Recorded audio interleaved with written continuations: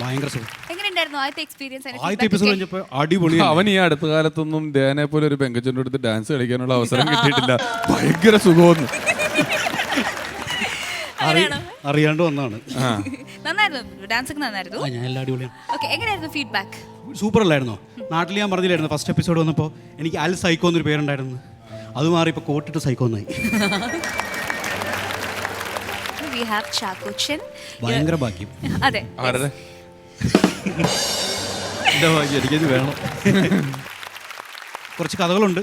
ആദ്യത്തെ കഥ ഞാൻ പറയാം, പേരുമായിട്ട് ബന്ധപ്പെട്ടിട്ടാണ്. സാറിന് ഞാൻ ആദ്യം വിളിക്കാം. സാറിന് എനിക്ക് അത് കഴിഞ്ഞിട്ടുള്ള കേൾക്കണ്ട.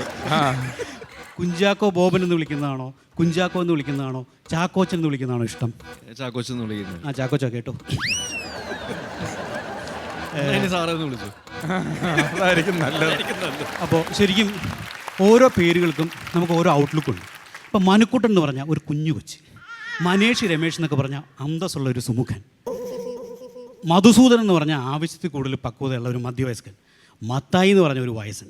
അപ്പോൾ ഞങ്ങളുടെ നാട്ടിൽ ഈ ചാക്കോച്ചൻ എന്ന് പറഞ്ഞു കഴിഞ്ഞാൽ എനിക്ക് പരിചയമുള്ള 6 ചാക്കോച്ചന്മാർക്ക് 60 വയസ്സിന് മേളിലാണ് പ്രായം.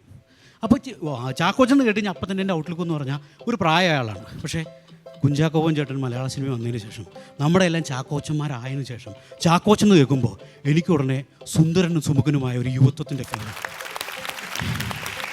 ചിലപ്പോൾ അല്ല ഒരു കാര്യം അതുകൊണ്ട് പോകുന്നുണ്ടോ ഞാനെന്നൊരു ഡൗട്ട്.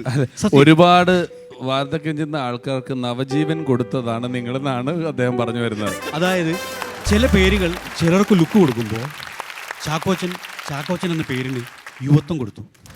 Thank you. പേരെന്താന്ന് പറഞ്ഞു? പേര് മനേഷ് എന്നാണ്. മനേഷ് മണി. ഓക്കെ. ബാക്കി എനിക്കൊന്ന് പരിവപ്പെടാനുണ്ട്. ഈ കൊറോണ സമയത്ത് കുറേ ജോലി പോയ ആൾക്കാരൊക്കെ വരികയും മറ്റുമൊക്കെ ചെയ്തു കഴിഞ്ഞിട്ട് അവർ പലരും കടകളൊക്കെ തുടങ്ങി. ഒരു തിരുവനന്തപുരത്ത് നിന്ന് തിരിച്ചു വരുന്ന യാത്രയിൽ ഒരു കരുനാഗപ്പള്ളി കൊല്ലത്തിനിടയിൽ ഹൈവേയുടെ ഇടതുവശത്ത് ദുബായ് എന്നും പറഞ്ഞൊരു ചായക്കട. അപ്പം മനസ്സിലായല്ലോ ദുബായ് റിട്ടേൺ ആണെന്ന്. പിന്നെ കൂടുതൽ മനസ്സിലാക്കാൻ വേറൊന്നും വേണ്ടില്ല. അപ്പോൾ അവിടെ ചെന്ന് കഴിഞ്ഞിട്ട് ഒരു ചായ കുടിക്കാൻ പറഞ്ഞൊരു ഓർഡർ ഇതൊരു ചായ കുടിച്ചപ്പം ഞാൻ ജനിച്ചതിന് ശേഷം ഇത്രയും വാട്ട ചായ കുടിച്ചിട്ടില്ല. ദൈവത്തിനാണ് നമ്മൾ പല ചായയും കുടിച്ചിട്ടുണ്ടല്ലോ. ഇത് എന്തോ റോഡ് സൈഡിൽ നിന്ന് ചെളിവെള്ളം കോരി കുടിച്ച പോലെ ഇത് ചായ തന്നെയാണെന്നൊക്കെ സംശയിക്കുമ്പോൾ ഞാൻ ചോദിച്ചു ചേട്ടനോട്, ചേട്ടാ ഇത് എന്ത് ചായ ചേട്ടാന്ന് ചോദിച്ചു. ഞാൻ പൊതുവേ പരാതി പറയാത്തതാണ്, ഇപ്പോഴും പരാതിയായിട്ട് പറഞ്ഞില്ല. ഇതെന്ത് ചായ ചേട്ടാന്ന് ചോദിച്ചിട്ടുണ്ടെങ്കിൽ പുള്ളി പറയണേ ഇതെന്ന് പറഞ്ഞാലേ നമ്മളിപ്പം അങ്ങ് വെച്ചുള്ളൂ. ചായ എന്ന് പറഞ്ഞാൽ നമ്മൾ ഉണ്ടാക്കിയിട്ട് ഇരിക്കണം, ഒരു 2-2.5 മണിക്കൂർ ഇരിക്കണം, അപ്പോഴേ ചായ സുഖമാവുള്ളൂ എന്ന്.